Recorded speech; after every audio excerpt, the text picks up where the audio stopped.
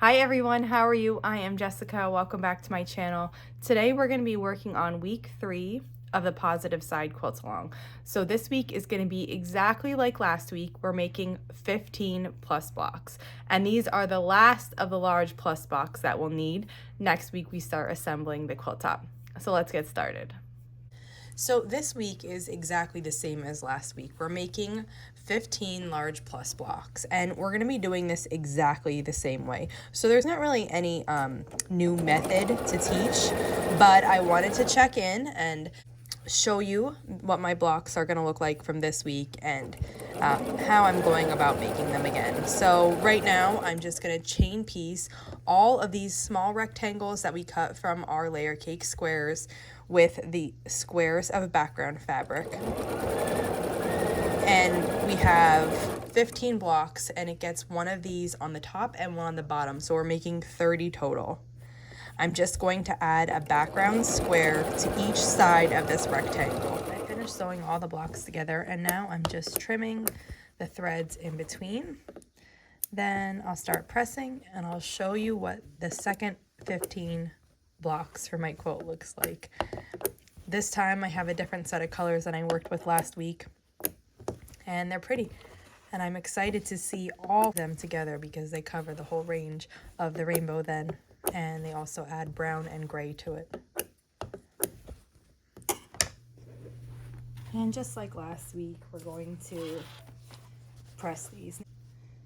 One thing I wanted to mention was last week I showed how I pressed these two sides in together like this, and then I opened it this way. I just wanted to let you know you can do it the other way too. Like I said, these blocks, this whole quilt is sashed. So the blocks don't interact with other blocks, so the seams don't need to be a certain way. So if you wanted to push these two seams in towards the middle instead of out, you can do that. So the way I do that is I just kind of get a hold on the one side, and I don't pull it because I don't want to distort the fabric, but I do put a little bit of tension on it. And the reason I do that is because you can see right now this seam is kind of like poofy. It's like in the air, it's floating above the board.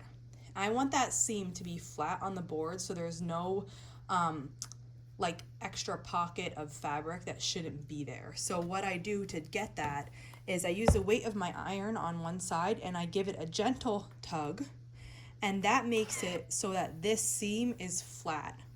So then when I come at it from this side, it allows that seam to be pressed the way it's supposed to, so that on the front this is fully opened with no extra fabric here, and that I can get it nice and flat then from the back. So that's another option for you. And then if I do it all from the back like that, I don't really feel the need to ever press the front. It just kind of, once you press the back, the front looks really good, but you could if you wanted to. So that's an option for you. You could have the seams going in toward the middle, or you could have them out. That's totally just like a personal preference kind of thing. And for me, like the first 15, I did them one way, and the second 15, I'll probably do them this other way. It doesn't particularly matter, again, because they're sashing. So it's okay if they're pressed different ways.